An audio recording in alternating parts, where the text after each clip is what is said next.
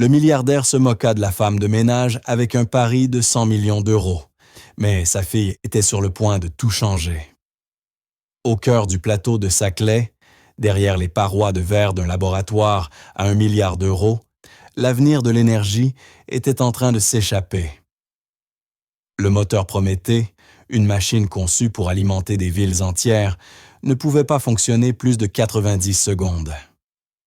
Henri Durand, le milliardaire derrière tout cela, perdait patience. D'abord, il s'en prit à son équipe d'ingénieurs de classe mondiale. 20 millions d'euros et des semaines d'heures supplémentaires et rien. « Et vous, génie, vous n'avez rien », lâcha-t-il sèchement. Ses ingénieurs restèrent tués.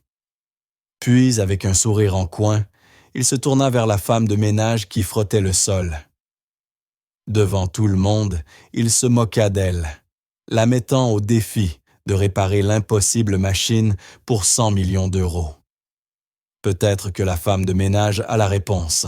Répare-la, et je te donne 100 millions. Amélie Dubois resta figée, humiliée. Et juste au moment où les rires commençaient à se répandre dans la salle, une petite voix claire fendit l'air. « Ma maman ne peut pas, mais moi, je peux. » La machine murmurait un secret, mais seule la fillette pouvait l'entendre. Son cœur était un enchevêtrement de câbles et d'acier silencieux, une énigme qui avait vaincu les esprits les plus brillants du monde. Pour eux, c'était un échec. Pour elle, c'était seulement de la tristesse. Le moteur Prométhée devait être le chef-d'œuvre d'Henri Durand. Il trônait sur un piédestal, au centre du laboratoire d'innovation des industries Durand, un lieu qui ressemblait davantage à une cathédrale qu'à un atelier. La lumière du soleil passait par des baies vitrées de 12 mètres, se reflétant sur la surface chromée et polie du moteur. L'air était froid et portait une odeur d'ozone et d'échec. Depuis 6 semaines éprouvantes, ce moteur était l'obsession des ingénieurs les plus brillants que l'argent pouvait acheter. C'était plus qu'une machine.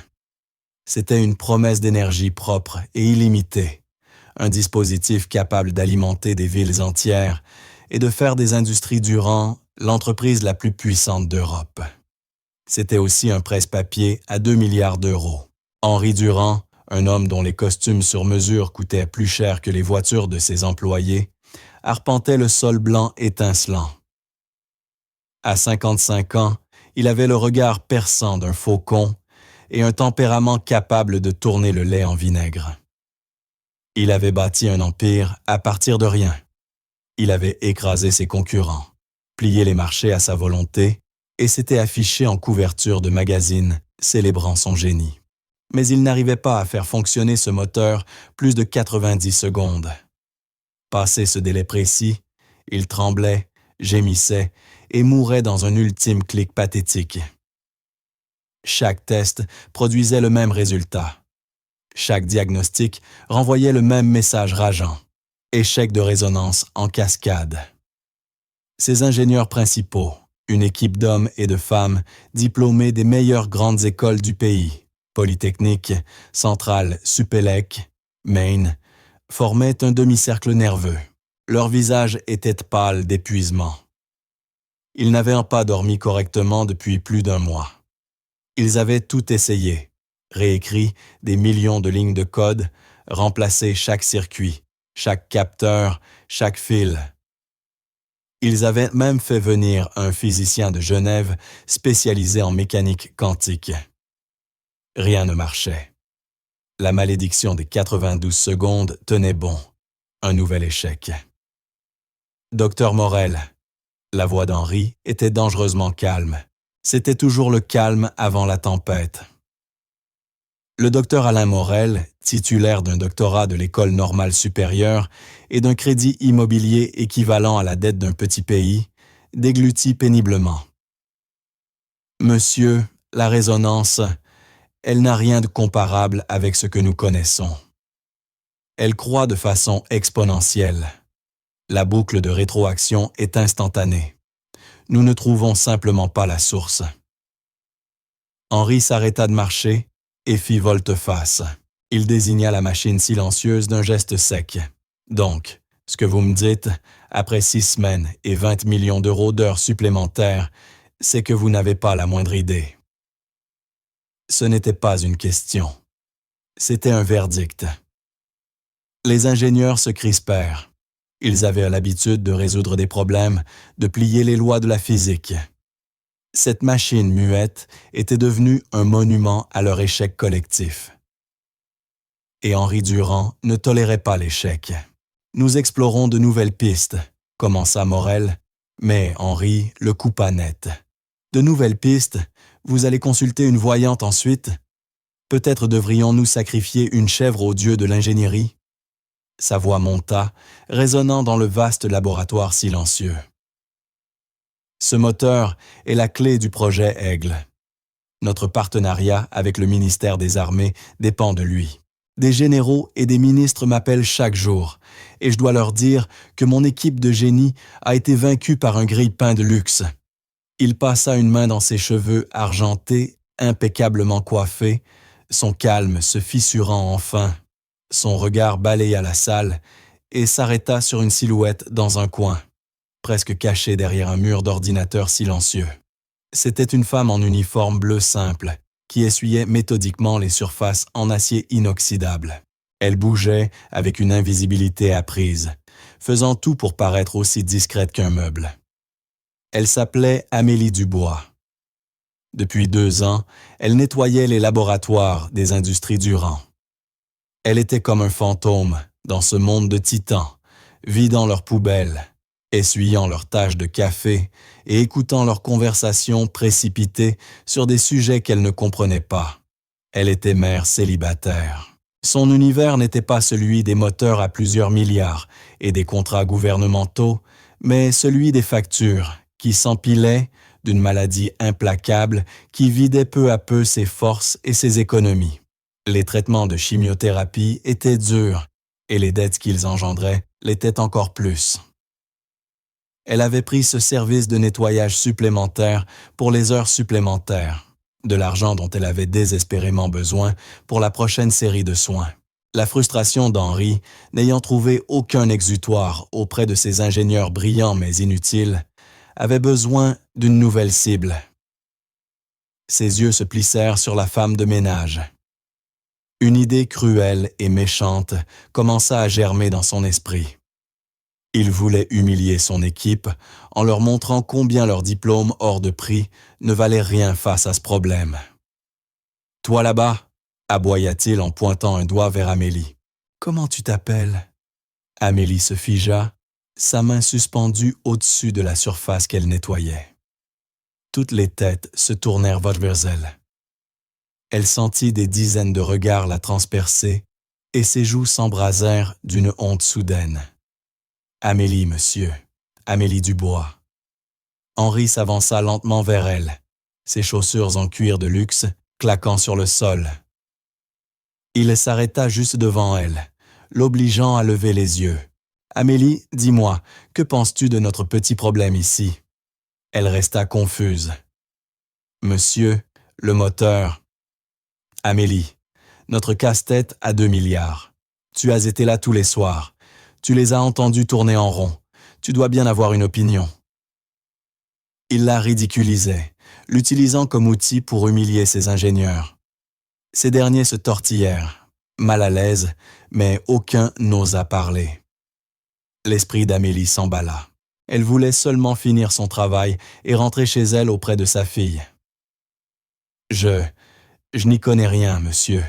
Je ne fais que nettoyer. » « Bien sûr que tu ne fais que ça, » répondit Henri avec un sourire glacé. « Mais faisons semblant un instant.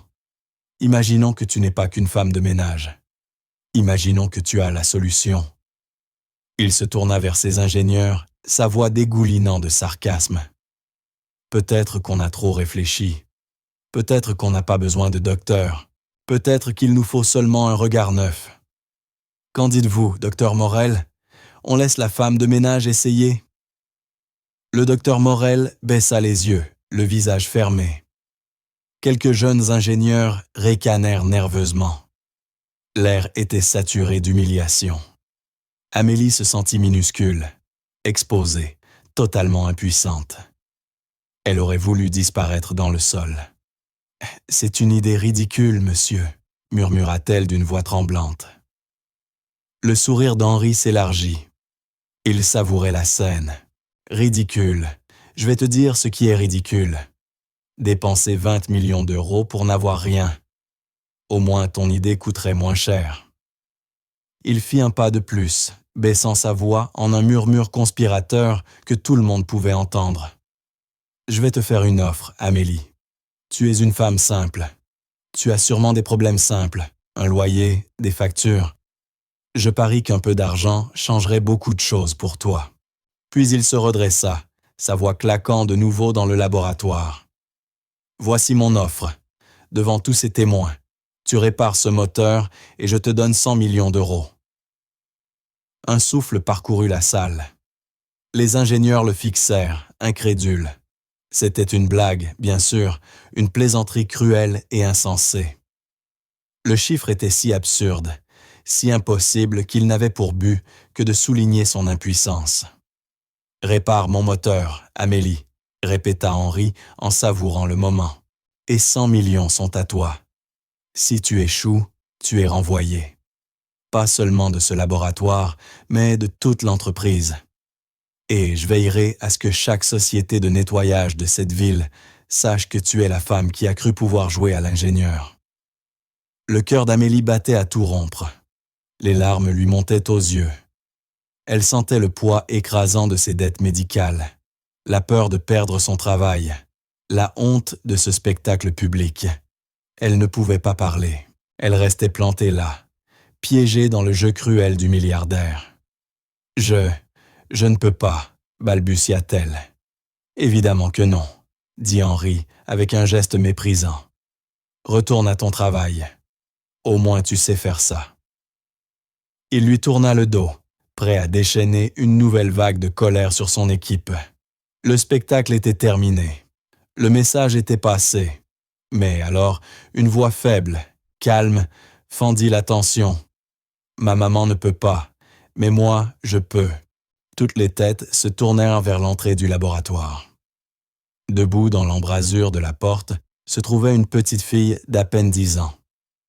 Elle avait de longs cheveux blonds attachés en une simple queue de cheval et portait une veste rose usée sur un t-shirt délavé.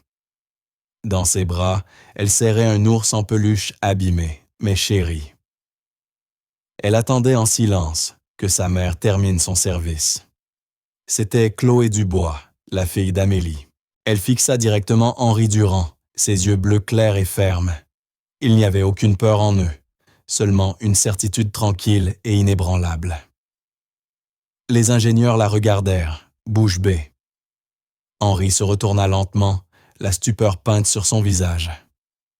Pendant un instant, le laboratoire à 2 milliards d'euros fut totalement silencieux. Seul le faible bourdonnement du système de ventilation résonnait.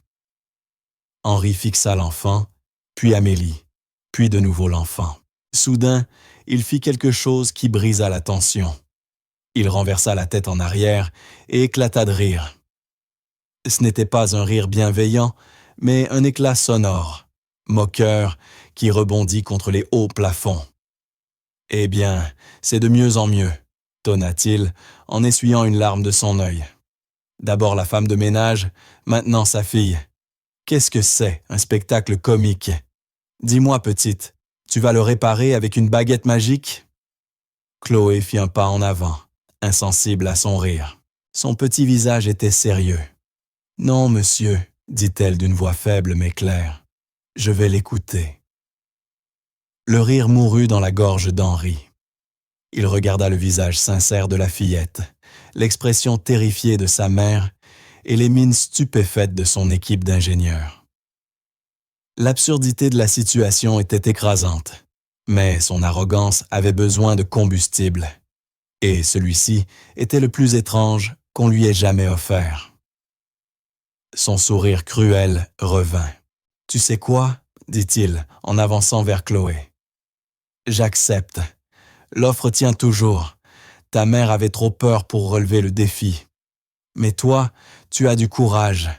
Je te le reconnais. » Amélie se précipita, attrapant le bras de sa fille. « Non, Chloé, arrête, ce n'est pas un jeu. »« S'il vous plaît, monsieur, c'est juste une enfant.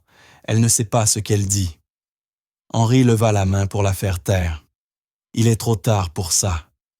Amélie, ta fille a accepté les termes. 100 millions si elle réussit. Vous perdez toutes les deux vos emplois si elle échoue. » Il se délectait de ce drame impossible. Il imaginait déjà l'histoire qu'il raconterait à ses amis du conseil d'administration. « Dégagez la zone », ordonna-t-il à ses ingénieurs. « Donnez un peu d'espace à ce petit génie. Voyons ce qu'elle sait faire. » Les ingénieurs, complètement déconcertés, reculèrent du piédestal. Ils se regardaient les uns les autres, partagés entre la pitié pour la famille et l'incrédulité devant la folie de leur patron. Mais une personne dans la salle ne riait pas. Tout au fond, appuyée contre une console, se tenait une femme qui était restée silencieuse pendant toute l'épreuve. La docteure Evelyne Renaud n'était pas employée par les industries Durand. Elle était une observatrice d'un comité gouvernemental de contrôle, une physicienne réputée pour son sérieux, son impartialité et son infaillibilité. Elle avait la soixantaine avancée et des yeux perçants qui avaient de tout vu. Des projets militaires, top secrets, aux faillites, catastrophiques de multinationales. Elle avait déjà vu l'Ubri détruire des hommes brillants. Elle observa Chloé, qui tenait la main de sa mère, s'approcher du moteur massif et silencieux. Elle remarqua la concentration calme de la fillette, la manière dont ses yeux scrutaient la machine, non pas avec la curiosité futile d'un enfant, mais avec une intensité analytique étrange. Quelque chose dans la posture de la fillette poussa la docteure Renaud à se détacher du mur et à s'avancer d'un pas. « Monsieur Durand, » dit-elle, sa voix tranchant à travers les chuchotements de la salle. « Si cette épreuve ridicule doit avoir lieu, je servirai d'arbitre officiel. Je documenterai les méthodes de l'enfant et ses résultats. Il ne s'agira pas d'un cirque. Ce sera une expérience. » Henri, emporté par sa théâtralité, balaya la main avec désinvolture. « Très bien, très bien. Notez tout ce que vous voulez. Lancez les caméras. Diffusez-le sur le réseau interne de l'entreprise. Que tout le monde dans ce bâtiment voit à quoi ressemble la véritable innovation. » Il était certain du résultat. Dans 1 heure, la fillette aurait échoué. Il aurait renvoyé sa mère. Et il aurait une histoire inoubliable à raconter sur la fois où une gamine de 10 ans avait essayé de réparer son moteur à 2 milliards. Il en deviendrait une légende. Amélie tremblait, le visage blême. « Chloé, ma chérie, s'il te plaît, » murmura-t-elle d'une voix désespérée. « Rentrons à la maison. Nous n'avons pas besoin de faire ça. » Chloé serra doucement la main de sa mère, puis la lâcha. Elle la regarda avec un amour profond et une détermination tranquille. « Ça va, maman, » dit-elle doucement. « Grand-père Élie m'a appris. Il disait, il faut juste être silencieux et écouter le métal. Il te dit toujours où il a mal. » Puis elle se tourna vers le moteur Prométhée. Il se dressait au-dessus d'elle, comme un géant d'acier. Pour tout le monde, c'était une merveille complexe de la science moderne. Pour Chloé, c'était comme les vieux moteurs dans l'atelier de son arrière-grand-père. Plus grand, plus brillant, mais toujours une machine avec une histoire à raconter. Elle s'avança jusqu'au métal froid et silencieux. Elle posa ses petites mains à plat sur sa surface, ferma les yeux et fit la seule chose qu'aucun autre dans cette salle n'avait pensé à faire. Elle écouta, et dans le silence métallique profond, le moteur commença à lui livrer son secret. La première chose que Chloé avait apprise de son arrière-grand-père, c'était que le silence avait un son. Sergent Élie Dubois était un homme forgé dans le creuset de la Seconde Guerre mondiale. Il n'était pas un soldat portant un fusil, mais un maître mécanicien qui maintenait les avions de chasse français et les vieux bombardiers alliés en état de voler au-dessus des cieux hostiles. On disait de lui qu'il pouvait diagnostiquer une panne de moteur à 100 mètres, rien qu'au changement de son ronronnement. Il avait un don, une connexion intuitive et profonde avec les machines, qui frôlait le mystique. Après la guerre, il était revenu sans médaille de bravoure, mais avec les mains tachées d'huile à jamais, et une compréhension silencieuse de la fatigue des métaux. Il avait rempli son petit atelier derrière sa maison des cœurs fatigués et brisés de moteurs de tracteurs, de voitures et d'outils agricoles. Et c'est dans ce lieu poussiéreux, baigné de soleil, qu'il avait transmis ses secrets à sa petite arrière-fille, Chloé. La plupart des gens pensent qu'un moteur n'est qu'un assemblage de pièces, lui disait-il, sa voix grave, résonnant tandis qu'il guidait sa petite main sur le bloc d'un vieux camion des années 50. Il se trompe. Un moteur, ça a une vie, ça a un rythme, un battement de cœur. Et quand il tombe malade, son battement change. Tu ne peux pas voir ce changement sur un écran d'ordinateur. Tu dois le sentir ici. Il pressait sa main contre le métal vibrant. Tu dois écouter avec ta peau. Chloé, même à 6 ou 7 ans, comprenait. Tandis que les autres enfants jouaient à la poupée, elle apprenait le langage des machines. Elle apprenait qu'un sifflement aigu pouvait annoncer qu'un roulement allait céder, qu'un coup sourd pouvait révéler un problème de piston. Elle découvrait que toute machine, sous contrainte, émettait un avertissement. Une petite vibration, un léger changement de température, un son si faible qu'il ressemblait plus à un frisson qu'à un bruit. Le secret, répétait toujours Ellie, c'est de capter le murmure avant qu'il ne devienne un cri. À présent, debout dans ce laboratoire futuriste et stérile, Chloé ferma les yeux et laissa le monde s'évanouir. Les chuchotements étouffés des ingénieurs, le bourdonnement des néons, le tapotement impatient du pied d'Henri Durand, tout cela disparut dans un lointain bourdonnement.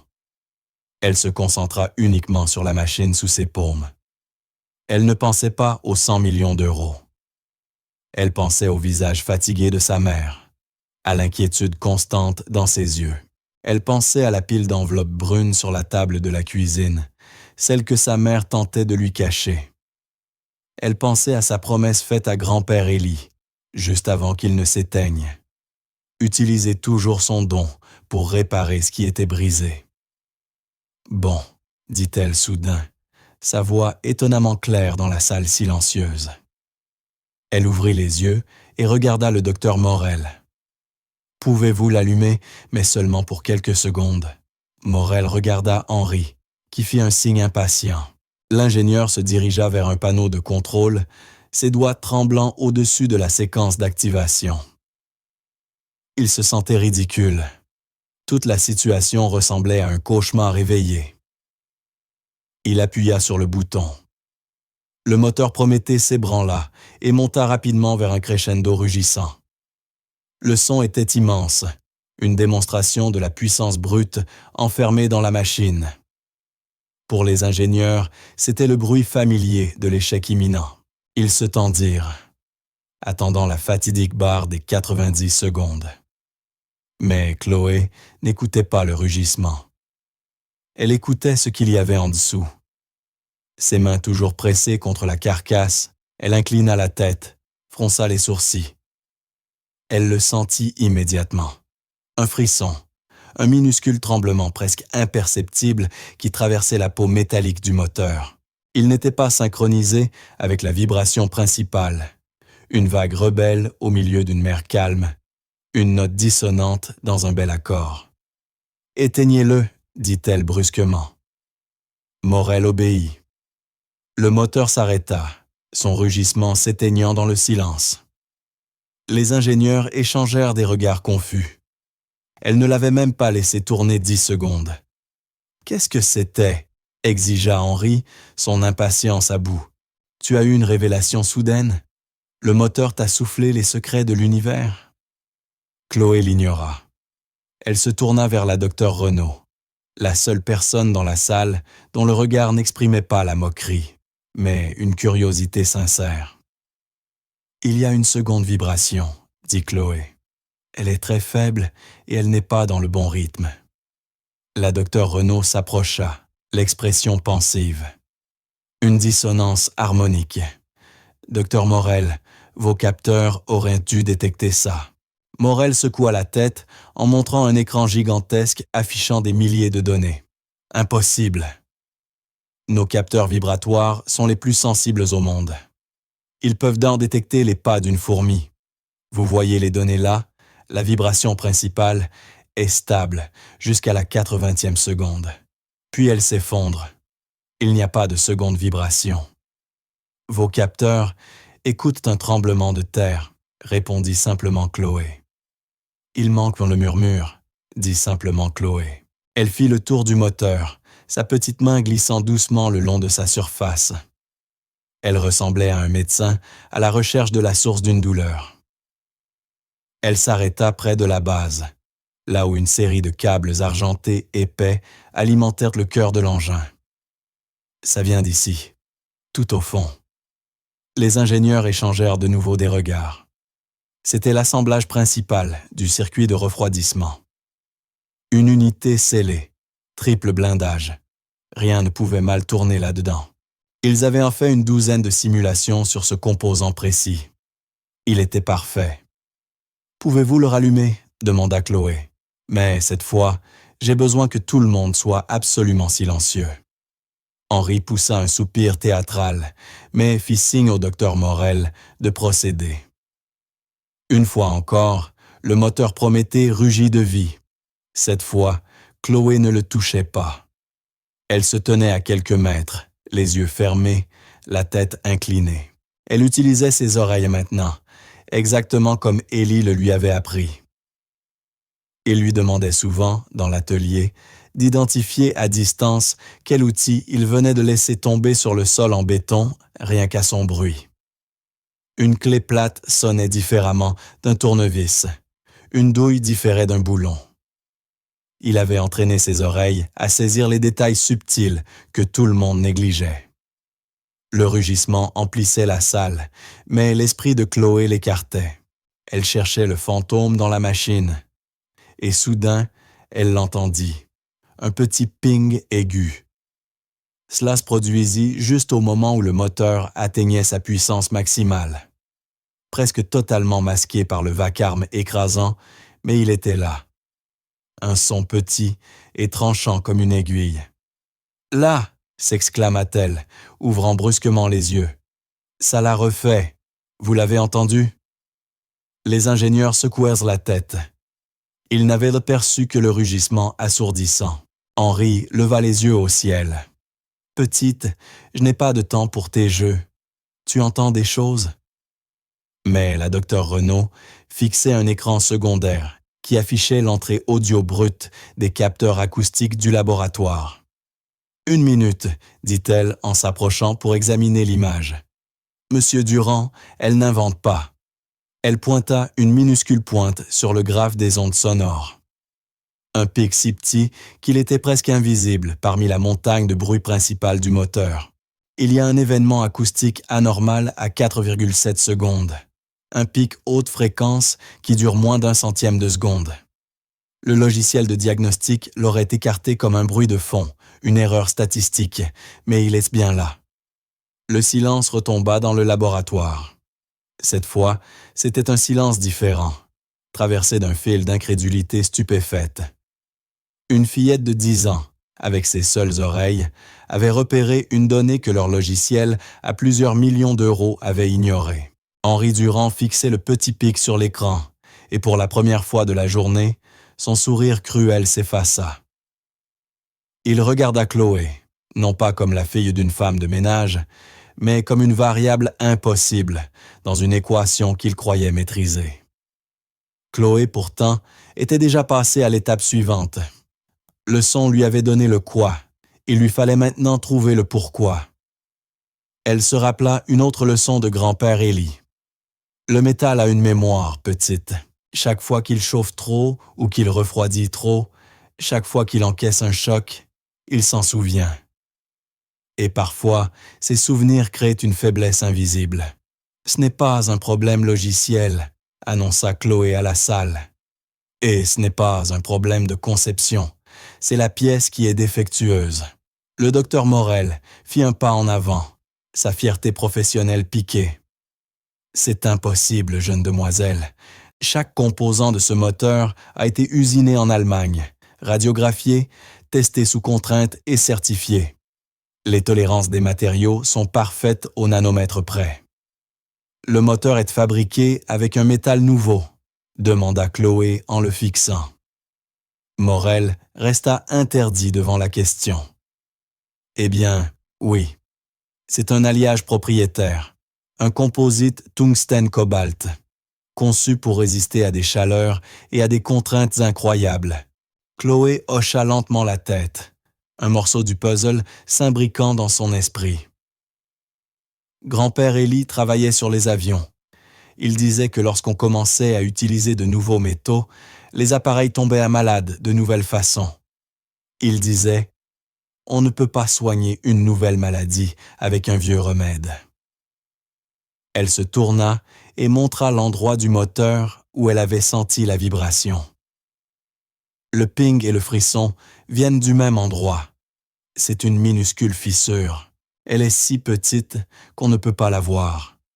Mais quand le moteur tourne, le métal chauffe et la fissure s'agrandit un peu, et elle se met à chanter. Une fissure. L'idée semblait absurde. Une faille microscopique dans le composant le plus avancé, le plus soigneusement fabriqué du monde. « Prouvez-le », gronda Henri, sa voix basse et rauque. Le défi n'était plus une plaisanterie. Il était devenu réel.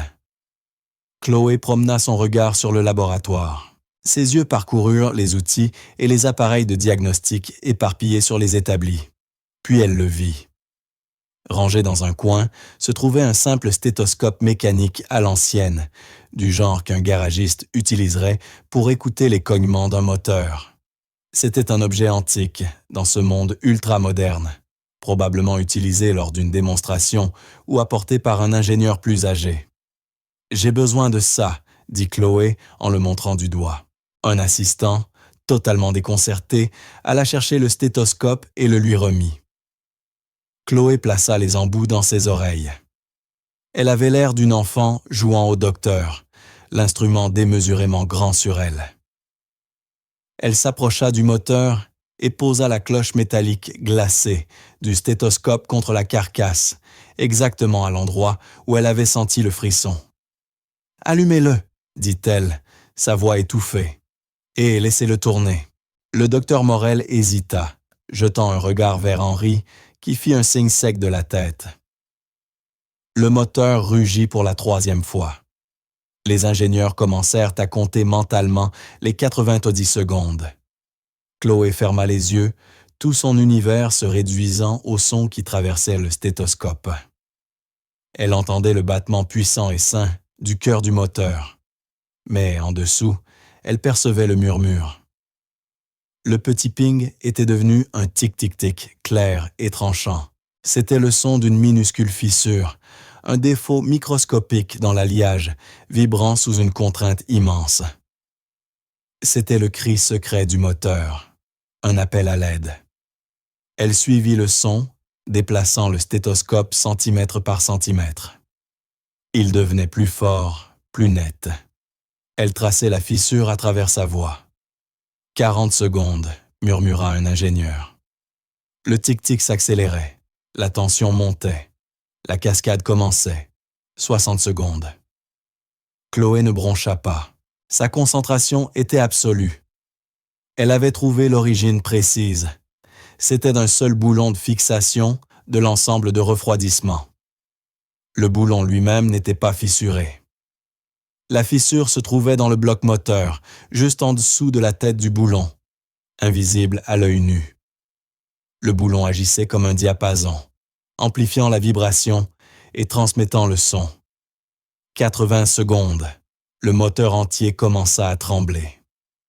Le gémissement catastrophique familier se mit à monter. La résonance en cascade prenait le dessus. « Il va s'arrêter !» cria Morel. « Ici !» hurla Chloé, sa voix perçant le vacarme. Elle arracha le stéthoscope et appuya fermement son doigt sur la tête du boulon. Le problème est ici. À 90 secondes, au moment où le gémissement atteignait son apogée, le moteur s'éteignit avec son habituel clic final. Mais cette fois, tout le monde dans la salle savait ce qui s'était passé. Ils n'avaient pas simplement assisté à un nouvel échec. Ils avaient vu un diagnostic. La docteure Renaud s'approcha et s'agenouilla près de Chloé. « Tu en es certaine, enfant ?» demanda-t-elle doucement. Chloé acquiesça, le visage rougi par la concentration. « Le métal est fatigué. C'est une fissure de mémoire, créée quand le boulon a été serré. Le nouvel alliage est solide, mais cassant comme du sucre dur. Vous avez trop serré le boulon, et ça a fait une micro-fissure. L'ordinateur ne peut pas la voir, mais le moteur, lui, peut la sentir. » Henri Durand resta figé, le visage pétrifié d'incrédulité. La fille de la femme de ménage n'avait pas seulement lancé une supposition hasardeuse. Elle avait donné un diagnostic mécanique précis, qui était soit le délire d'une enfant, soit l'exemple le plus brillant d'ingénierie intuitive qu'il ait jamais vu. Il n'y avait qu'une seule façon de le savoir. « Prenez vos outils », ordonna-t-il au docteur Morel d'une voix rauque. « Retirez ce boulon. Nous allons voir si cette petite est un génie ou une menteuse. » Morel, partagé entre le scepticisme et un respect naissant qui lui faisait peur, alla chercher lui-même une clé dynamométrique haute performance dans un tiroir à mousse impeccable. L'outil ressemblait à une arme futuriste. Il s'approcha du moteur, ses gestes lents et délibérés. 2 autres ingénieurs l'accompagnaient, l'un tenant une caméra à fibre optique puissante, l'autre un ensemble de plateaux magnétiques pour recueillir les pièces. « Êtes-vous sûr de ça, monsieur ?» demanda Morel une dernière fois à Henri, la voix basse. « Si nous démontons le logement du refroidissement, nous annulons la garantie du fabricant sur l'ensemble du cœur.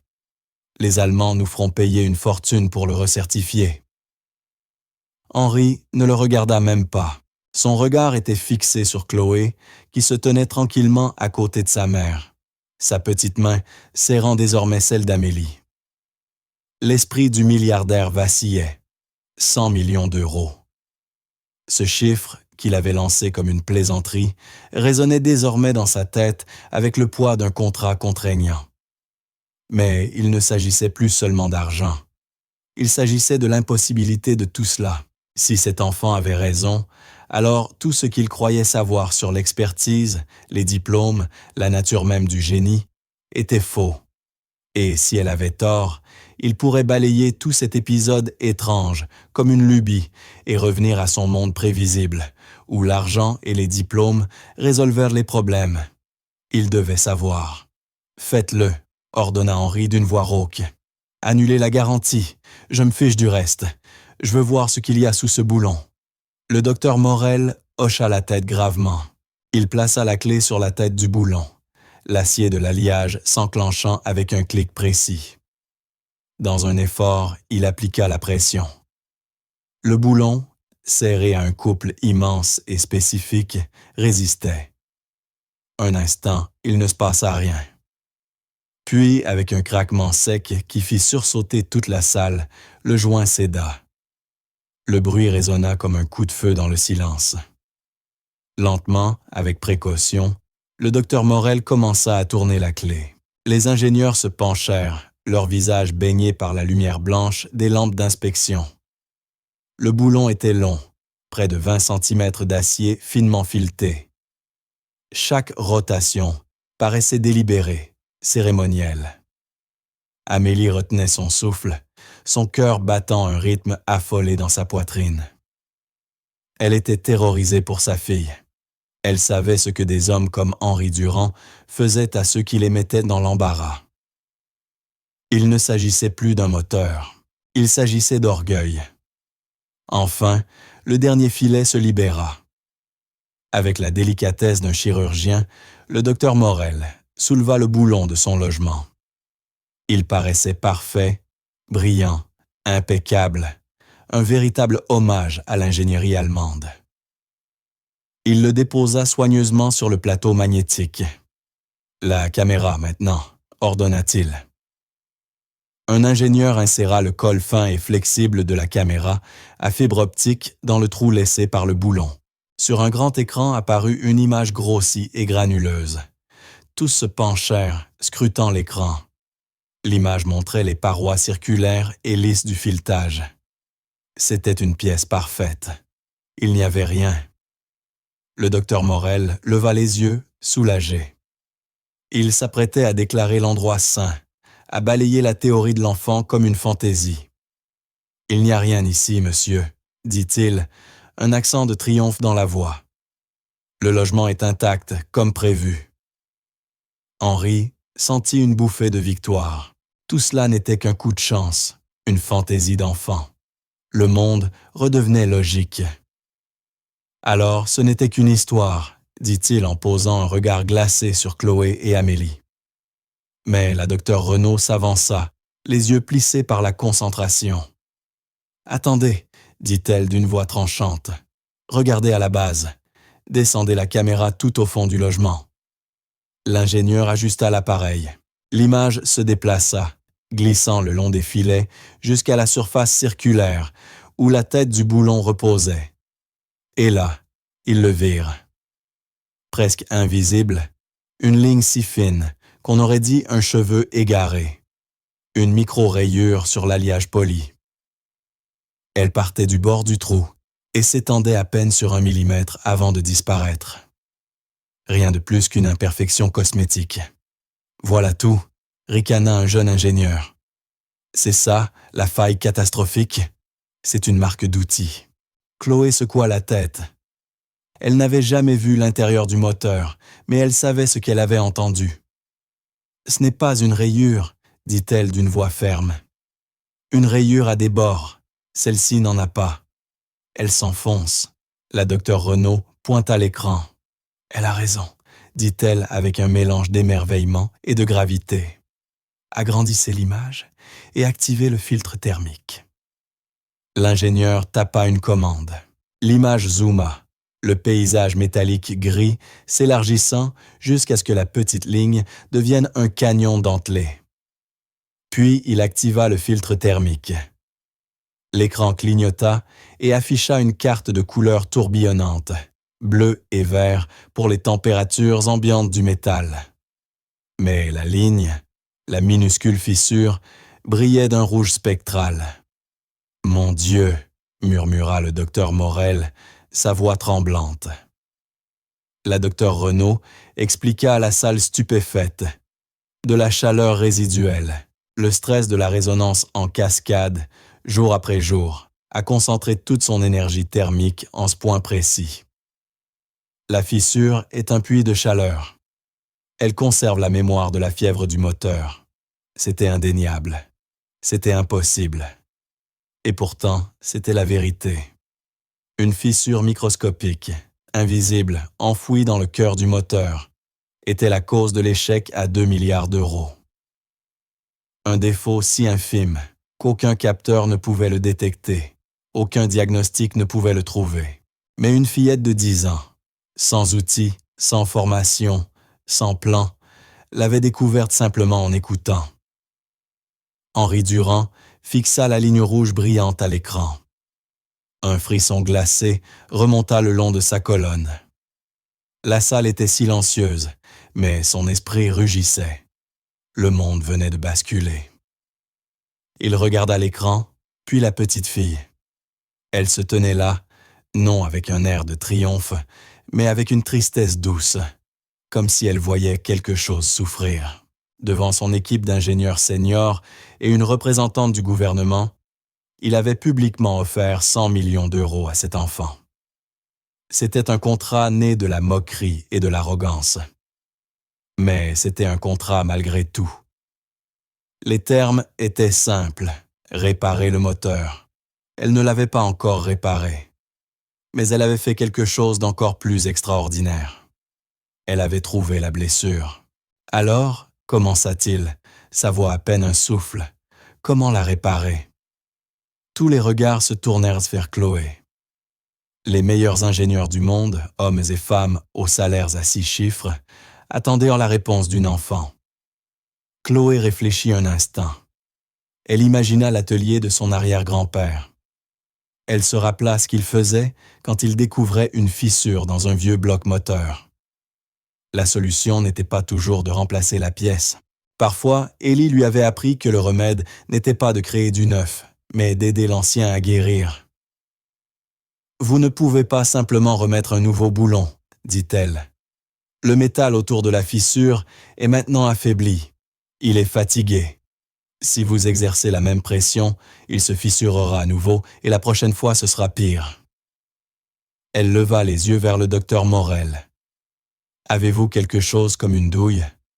Un tube métallique très fin qui pourrait s'insérer dans le trou. » Le docteur Morel hocha lentement la tête, son esprit commençant à suivre sa logique. « Une bague cylindrique? Oui, nous pourrions en fabriquer une à l'atelier. Elle répartirait la pression du boulon plus uniformément sur la surface. Il faut qu'elle soit faite d'un métal différent, ajouta Chloé. Quelque chose de plus tendre, qui cédera un peu, comme un coussin. Son regard balaya le laboratoire, s'arrêtant sur les matériaux rangés sur les étagères. Comme du cuivre. Du cuivre. Les ingénieurs la fixèrent, incrédules. Le cuivre était un excellent conducteur de chaleur et d'électricité, mais c'était un métal tendre. Personne n'aurait songé à utiliser un métal mou comme pièce porteuse dans le cœur d'un moteur haute performance. Cela allait à l'encontre de toutes les règles de leur manuel. « C'est peu orthodoxe, » balbutia Morel. « Les spécifications de pression pour ce boulon sont énormes. Le cuivre se déformera. » « Oui, » répondit patiemment Chloé. « C'est justement l'idée. Il doit se déformer un peu. Il va s'appuyer dans la fissure et la maintenir ensemble, comme un pansement, et il absorbera le petit frisson avant qu'il ne devienne un tremblement. » Elle récitait une leçon d'Élie comme s'il se tenait encore à ses côtés. Parfois, la rustine la plus solide est la plus douce, petite. La docteure Renaud regardait Chloé avec une expression de pure admiration. L'enfant n'improvisait pas. Elle décrivait un principe de mécanique vieux de plusieurs siècles, largement oublié à l'ère des modélisations informatiques et des alliages parfaits. Elle parlait de résonance sympathique et d'amortissement des matériaux. Elle donnait, avec des mots simples, un cours magistral. Henri Durand sentit s'effondrer le dernier de ses certitudes, ne laissant qu'un vertige brut d'étonnement. Il avait bâti son empire sur la conviction d'être l'homme le plus intelligent dans chaque pièce. Il avait payé pour les meilleurs esprits, les meilleurs matériaux, la meilleure technologie. Il avait créé autour de lui un monde à son image, dur, poli, impitoyable. Et maintenant, une fillette de 10 ans lui disait que la solution à son plus grand problème n'était pas plus de force, mais un peu de douceur. C'était une leçon qui allait bien au-delà de la mécanique d'un moteur. « Fabriquez la bague », dit-il d'une voix calme mais ferme, selon ses spécifications exactes, une douille en cuivre, et trouvez-moi un nouveau boulon. Il se tourna vers son équipe. « Je veux que chacun de vous regarde et que chacun de vous apprenne. » Puis il fixa toute son attention sur Amélie. La femme était pâle, les yeux écarquillés, partagés entre la peur et une fierté farouche qui commençait à naître. Elle semblait sur le point de s'évanouir. « Madame Dubois, » dit Henri, son ton débarrassé de toute moquerie, « votre fille, elle a un don remarquable. » Amélie ne put qu'acquiescer, incapable de parler, serrant Chloé contre elle d'un bras protecteur. « Je crois que nous avions un accord, » continua Henri, ces mots lourds et étranges dans sa bouche. Mais les termes étaient qu'elle devait réparer le moteur. L'épreuve n'est pas terminée. Il marqua une pause, laissant le poids de ses paroles retomber. Nous installerons la bague et le nouveau boulon. Puis nous ferons tourner le moteur une fois de plus. S'il fonctionne plus de 90 secondes, même 91, alors l'argent est à vous. » Il regarda Chloé. « Et, jeune demoiselle, ajouta-t-il, sa voix empreinte d'un respect qu'il n'avait montré à personne depuis des années. Quand tout cela sera terminé, toi et moi aurons une longue conversation. Car j'ai le sentiment que tu as encore beaucoup à nous apprendre. » Les ingénieurs se précipitèrent vers l'atelier de fabrication, animés d'un regain de ferveur presque fébrile. Ils n'exécutaient plus seulement des ordres. Ils participaient à quelque chose d'impossible, un miracle scientifique guidé par une enfant. Pendant qu'ils attendaient, l'atmosphère du laboratoire se transforma. La froideur stérile fit place à une attente palpable. La docteure Renaud engagea une conversation tranquille avec Chloé. Non pas comme une adulte parlant à une enfant, mais comme une scientifique à une autre. Elle lui demanda son arrière-grand-père, les vieux moteurs, la manière dont elle avait appris à écouter le métal. Chloé, délivrée un instant de la pression de l'épreuve, répondit avec une honnêteté simple et naturelle. Elle raconta les mains de grand-père Élie, à la fois rugueuses et douces, et l'odeur d'huile et de café qui ne le quittait jamais. Elle lui avait raconté comment il croyait que chaque machine avait une âme. Amélie les regardait, et pour la première fois depuis des années, le poids écrasant sur sa poitrine commença à se lever. Ce n'était plus une question d'argent, pas vraiment. C'était voir sa fille, non pas comme un fardeau ou une inquiétude, mais comme un miracle. C'était voir le don qu'elle avait toujours su que Chloé possédait enfin reconnu par le monde. La peur était toujours là, un grondement discret au fond de son esprit, mais elle était désormais recouverte par une puissante espérance qui s'élevait. Henri Durand se tenait à l'écart, observant. Il regardait la petite fille, converser avec la physicienne chevronnée. Il regardait sa propre mère dont le visage retrouvait lentement des couleurs. Il se sentait comme un étranger dans son propre laboratoire, un roi dans un royaume renversé. Toute sa vie avait été une poursuite acharnée du contrôle. Il contrôlait son entreprise, ses employés, son image publique. Mais en l'espace d'une heure, une enfant de 10 ans avait balayé ce contrôle. Elle avait agi à un niveau qu'il ne pouvait comprendre, dans une langue qu'il ne parlait pas. Elle l'avait humilié. Et tandis qu'il contemplait cet enfant extraordinaire et tranquille, il réalisa quelque chose qui le bouleversa jusqu'au plus profond. Il n'était pas en colère. Il était reconnaissant. 1 heure plus tard, le docteur Morel revint, portant un petit coffret doublé de velours. À l'intérieur reposait un boulon nouvellement usiné et une bague de cuivre étincelante, couleur or rose. Les pièces furent installées avec la révérence d'un rituel sacré. Tous les ingénieurs du laboratoire se rassemblèrent pour regarder. Le nouveau boulon fut soigneusement placé dans le logement doublé de cuivre et serré, non pas au couple maximal, mais à une nouvelle spécification plus basse que Chloé avait suggérée. Quand ce fut terminé, le laboratoire retomba dans un silence absolu. C'était le test final. Tout, l'argent, les emplois, l'avenir du projet Apex se jouait à cet instant. Le docteur Morel se tenait au pupitre de contrôle, sa main tremblant légèrement. Il regarda Henri. Henri regarda Chloé. Chloé fit un petit signe de tête confiant. « Commencez le test, » dit Henri Durand, sa voix résonnant dans cette cathédrale de la science. Morel appuya sur le bouton. Le moteur Prométhée rugit à la vie. Le rugissement du Prométhée était un son familier, mais l'atmosphère dans la pièce était entièrement nouvelle. Il n'y avait plus de sentiment de terreur, plus de compte à rebours vers l'échec.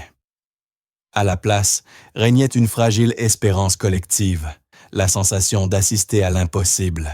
Chaque personne dans le laboratoire resta figée, les yeux rivés sur le grand compteur numérique mural, dont les chiffres rouges marquèrent le temps.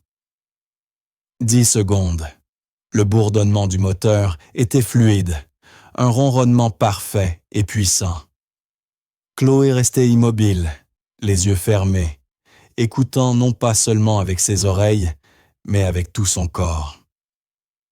Elle pouvait sentir le battement de cœur du moteur, et pour la première fois, il était calme. Le frisson caché avait disparu. La bague de cuivre faisait son travail, absorbant la vibration dissonante, apaisant le métal fatigué. 30 secondes. Les ingénieurs fixaient leurs moniteurs. Les flux de données étaient impeccables. Tous les indicateurs étaient verts. Les capteurs vibratoires, recalibrés pour écouter le murmure, affichaient une harmonique stable et nette. C'était la performance dont ils avaient rêvé, celle que leur simulation promettait, mais que la réalité avait toujours refusée. 60 secondes. Henry se rendit compte qu'il retenait son souffle. Une goutte de sueur traça une ligne sur sa tempe. Il avait parié des fortunes sur les marchés, sur des rachats d'entreprises, sur la montée et la chute des économies mondiales. Il avait gagné et perdu des millions en une seule journée sans trembler. Mais jamais il n'avait ressenti une telle pression. Tout son univers se tenait suspendu au rythme de ce compteur. 80 secondes. C'était le point critique, le moment où la résonance en cascade commençait toujours sa symphonie mortelle. Le silence se fit plus dense. Morel agrippa le bord de sa console, ses jointures blanchies. Le gémissement, le tremblement, l'agonie du moteur. Tous s'y attendaient. 85 secondes. Le moteur ne gémit pas. Il ne trembla pas. Il chanta. Son rugissement puissant et stable était le son d'un cœur en bonne santé, battant fort et juste. 89 secondes. 90. Le compteur passa. 130. Un souffle collectif parcourut la salle. Ils avaient dépassé la limite. La malédiction était brisée. 131. 132. Quelqu'un au fond laissa échapper un sanglot étranglé de soulagement. Morel leva les yeux de son écran, les yeux écarquillés d'incrédulité. « Tous les systèmes sont stables », annonça-t-il, la voix brisée par l'émotion. « La résonance se maintient à 98% d'efficacité. C'est parfait. » Le compteur continuait de grimper. 2 minutes, 3, 5. Après 10 minutes de fonctionnement continu et sans faille, Henry retrouva enfin sa voix. « Éteignez-le », dit-il. Morel obéit. Le moteur ralentit avec un doux ronronnement maîtrisé, son rugissement se dissipant en un silence apaisé. Pendant un long moment, personne ne parla. Le seul bruit était le cliquetis discret du métal qui refroidissait. Puis la salle explosa. Les ingénieurs éclatèrent en applaudissements, criant et frappant des mains. Ils s'embrassaient, certains avec des larmes de joie et d'épuisement coulant sur leurs visages. 6 semaines d'enfer venaient de s'achever. Le problème impossible avait été résolu. Mais ils ne célébraient pas seulement le moteur. Ils acclamaient la petite fille qui, en l'espace d'un après-midi, leur avait appris plus que toutes leurs années d'études. Amélie Dubois relâcha enfin le souffle qu'elle retenait. Elle s'effondra sur une chaise proche, ses jambes incapables de la soutenir. Le soulagement était si immense qu'il ressemblait à un poids arraché à son âme. Elle regarda sa fille, que le docteur Morel et les autres ingénieurs approchaient maintenant avec précaution, leur visage empli d'admiration. Ils la regardaient, non comme une enfant, mais comme une sauveuse. Henri Durand traversa lentement la foule en liesse, ses yeux fixés sur Chloé. Il s'arrêta devant elle. Les ingénieurs se turent, sentant la gravité de l'instant. Henri s'agenouilla, se mettant au niveau de ses yeux. Le milliardaire fier et arrogant avait disparu. À sa place se tenait un homme profondément humilié. « Tu l'as fait », dit-il, sa voix emplie d'un émerveillement qu'il n'avait jamais connu. Tu as vraiment réussi. Chloé hocha simplement la tête. Un petit sourire timide, illuminant enfin ses lèvres. Ce n'était plus triste, dit-elle doucement. Il avait juste besoin qu'on l'écoute. Henri regarda Chloé, puis sa mère. Il se releva et fit face à Amélie. Il prit une profonde inspiration, sa déclaration publique paraissant à la fois irréelle et absolument nécessaire. « Madame Dubois, commença-t-il d'une voix claire et assurée, portant jusqu'au coin du laboratoire. Plus tôt aujourd'hui, j'ai fait une promesse, un contrat, devant témoins. » Il désigna les visages stupéfaits autour de lui, puis la docteure Renaud, qui observait avec un petit sourire satisfait. « J'ai offert 100 millions d'euros à quiconque parviendrait à réparer ce moteur. Votre fille non seulement l'a réparé, mais elle a réinventé tout notre processus de diagnostic. Le contrat est valide. L'argent est à vous. » La tête d'Amélie se releva brusquement. Elle le fixa, incapable d'assimiler ce chiffre. 100 millions d'euros. Une somme si colossale qu'elle en devenait irréelle. Une plaisanterie. Cela ne pouvait être vrai. « Monsieur, vous n'êtes pas sérieux, » balbutia-t-elle. « C'était un jeu. Vous étiez en colère. Nous ne nous attendions pas. Je n'ai jamais été plus sérieux de ma vie, » l'interrompit Henri, la voix ferme. « Je ne fais pas de promesses que je n'ai pas l'intention de tenir. Ma parole est mon lien. C'est la fondation sur laquelle j'ai bâti cette entreprise. » Il se tourna vers ses employés. « Que ceci soit une leçon pour vous tous. Une promesse faite est une dette qui doit être honorée, peu importe à quel point elle peut sembler insensée sur le moment. » Puis il revint vers Amélie. « Mon banquier personnel vous contactera demain pour organiser le transfert. Je vous conseille d'engager un très bon avocat et un très bon comptable. Vous en aurez besoin. » Amélie se mit à pleurer, des larmes silencieuses coulant sur son visage. Ce n'était pas la joie d'avoir gagné à la loterie. C'était la libération soudaine, bouleversante, d'une vie entière de peur. Les factures médicales qui hantaient chacun de ses réveils et empoisonnaient ses nuits. L'angoisse constante de ne pas savoir comment elle paierait le prochain traitement, la prochaine ordonnance, la prochaine visite chez le médecin. La terreur de laisser sa fille seule au monde. En un instant, tout cela avait disparu, effacé. Ce n'était pas seulement de l'argent, c'était la liberté, c'était la vie. Chloé, voyant sa mère pleurer, passa ses petits bras autour de sa taille. « Ça va, maman, » murmura-t-elle. « Maintenant, tu peux guérir. » Cette phrase simple et sincère frappa Henri Durand comme un coup de poing. Il avait été si absorbé par le moteur, le contrat, le drame de l'événement, qu'il n'avait pas vraiment envisagé l'élément humain. Il avait utilisé la pauvreté et l'impuissance de cette femme comme un accessoire dans son théâtre d'humiliation. Il avait plaisanté sur ses petits problèmes, son loyer, ses mensualités. Mais il voyait maintenant la vérité dans son visage inondé de larmes. Ces problèmes n'étaient pas simples. C'étaient les problèmes profonds et terrifiants d'une mère luttant pour sa vie et pour l'avenir de son enfant. Une vague de honte, profonde et inconnue, déferla sur lui. Il avait vu le monde en termes de profits et de pertes, d'actifs et de passifs. Il n'avait jamais vraiment vu les personnes qui nettoyaient ses sols et servaient son café. Elles faisaient partie du décor, comme Amélie l'avait été. « Vos traitements médicaux », dit Henri, les mots maladroits et insuffisants sur sa langue. « Vos dettes ». Amélie leva les yeux, surprise qu'il sache ou qu'il s'en soucie.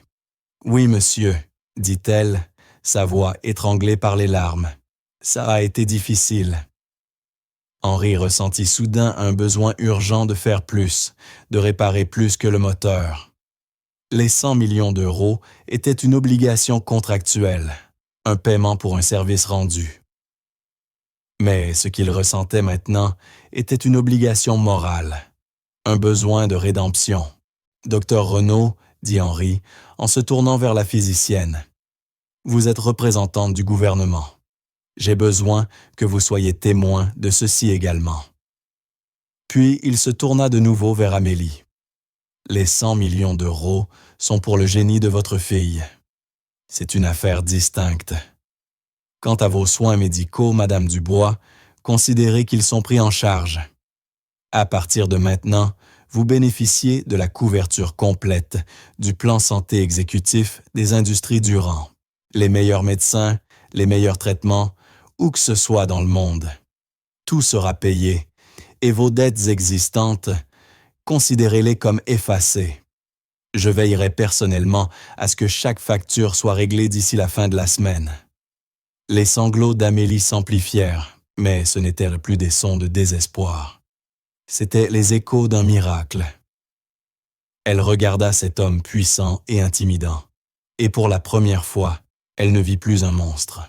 Elle vit un homme qui, maladroitement, essayait d'être bon. « Merci », murmura-t-elle, ces mots portant tout le poids de son combat. « Merci. » Henri se contenta d'incliner la tête, ressentant une étrange légèreté dans sa poitrine. Il avait passé sa vie à acquérir des entreprises, des immeubles, des richesses, du pouvoir. Mais jamais encore il n'avait éprouvé la satisfaction profonde de donner. Ce soir-là, après que le tumulte se fut apaisé et que les ingénieurs furent enfin rentrés chez eux pour leur premier vrai sommeil depuis des semaines, Henri Durand s'assit dans son vaste bureau silencieux au dernier étage. Il avait demandé à Amélie et à Chloé d'attendre. Il voulait comprendre. Il s'installa face à elle, non pas derrière son immense bureau de bois massif, mais sur une simple chaise. Il avait retiré sa veste et desserré sa cravate. Pour la première fois, il n'avait pas l'air d'un titan de l'industrie, mais d'un homme. « Chloé, commença-t-il doucement, ta mère a dit à la docteure Renaud que ton arrière-grand-père t'avait appris les moteurs. Elle a dit qu'il s'appelait Élie Vance. » Chloé acquiesça, les yeux brillants. Papy Élie était le meilleur. Il pouvait tout réparer. Henri se pencha en avant, une expression étrange sur le visage. Sergent Elias Vance de la 8e Air Force, le 100e groupe de bombardement. Les yeux de Chloé s'écarquillèrent de surprise. Oui, vous le connaissiez. Henri s'adossa lentement à sa chaise, un sourire triste effleurant ses lèvres. Il regarda les lumières scintillantes de la ville, mais son esprit errait loin, dans un coin poussiéreux et oublié de sa mémoire. « Non, dit-il doucement, je n'ai jamais eu l'honneur de le rencontrer. Mais mon grand-père, lui, l'a connu. » Il reposa son regard sur Chloé. Mon grand-père était pilote, le capitaine Robert Durand. Il pilotait un B-17 appelé Iron Maiden. Lors de sa 24e mission au-dessus de l'Allemagne, son avion fut touché par la DCA. 2 moteurs étaient hors service et le 3e était en flammes. Il perdait de l'altitude et se préparait à donner l'ordre d'évacuer au-dessus du territoire ennemi. Il fit une pause, ce vieux récit familial, soudain aussi vif et douloureux que s'il l'avait vécu lui-même. Mais son chef mécanicien, un jeune sergent, refusa d'abandonner. Il rampa sur l'aile de l'avion, en plein combat, avec seulement une petite boîte à outils et un extincteur. Il éteignit le feu et parvint à faire repartir un des moteurs en panne. Il sauva l'avion et chaque homme à bord. Henri fixa Chloé, ses yeux emplis d'une compréhension nouvelle et profonde. Mon grand-père devait sa vie à cet homme. Il le recommanda pour la médaille d'honneur, mais elle fut refusée. La paperasse se perdit dans le chaos de la guerre. À leur retour en Angleterre, mon grand-père tenta de le retrouver pour le remercier, mais le sergent avait déjà été réaffecté. Mon grand-père l'a cherché des années après la guerre, mais il ne l'a jamais retrouvé. Il disait que c'était le plus grand regret de sa vie. Il laissa planer un silence lourd avant de livrer la pièce finale du puzzle. Ce chef mécanicien s'appelait Elias Vance. Amélie et Chloé restèrent figées, la révélation si immense qu'elle paraissait un conte. L'histoire reliant leur famille, une histoire de courage et de regret, avait été une présence silencieuse dans la pièce tout ce temps. Chloé, avec la simplicité directe d'un enfant, fut la première à parler. « Alors, ton grand-père, c'était le pilote ?» demanda-t-elle. « Papy Élie m'a parlé du pilote. Il disait que c'était l'homme le plus courageux qu'il ait jamais connu, pour avoir gardé l'avion stable pendant qu'il était sur l'aile. » Une boule serra la gorge d'Henri. Son grand-père avait toujours raconté l'histoire à l'envers, décrivant le chef mécanicien comme l'unique héros. Deux hommes braves, chacun ne voyant l'héroïsme que dans l'autre. Leurs récits se rejoignaient enfin dans cette pièce. « Mon grand-père l'a cherché toute sa vie », dit Henri, la voix chargée d'émotion. Il disait toujours que rien de tout cela. Il fit un geste vers les lumières de la ville. N'existerait sans Elias Vance. Il voulait lui donner sa part de l'entreprise. Amélie pensa à la vie humble de son grand-père, à sa dignité tranquille, à ses mains capables de réparer n'importe quoi. Il n'avait jamais su qu'une fortune et un héritage de gratitude l'attendaient. « Il est décédé l'année dernière », dit Amélie d'une voix douce. Il ne parlait jamais beaucoup de la guerre. Il disait seulement qu'il était mécanicien. Henri se leva et marcha vers la fenêtre, sentant le poids de 2 générations peser sur ses épaules. Les 100 millions de dollars semblaient désormais dérisoires, un simple acompte sur une dette incommensurable. « Il semble que j'ai 2 dettes à payer, » dit-il en se retournant. L'une à la fille pour son génie, et l'autre à l'arrière-petite-fille pour la vie de mon grand-père. Il regarda Chloé. Le chef d'entreprise impitoyable avait disparu, remplacé par quelque chose de plus humain. « Ton arrière-grand-père a sauvé ma famille, Chloé. Et aujourd'hui, tu as sauvé la mienne. Cette entreprise, ma réputation. Tu as réparé bien plus qu'un moteur. Tu m'as rappelé quelque chose que j'avais oublié. La gratitude, l'honneur. » Il se dirigea vers son bureau et sortit une photo encadrée d'argent représentant un équipage de B-17. Il montra un jeune capitaine.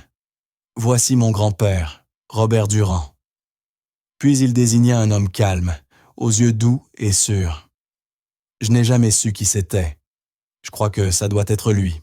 Amélie toucha le verre, les larmes aux yeux, en voyant l'image de son grand-père, jeune et fort. « C'est lui, » murmura-t-elle. « C'est mon papy. » Le cercle était enfin refermé. 6 mois plus tard, le laboratoire d'innovation des industries Durand avait été transformé.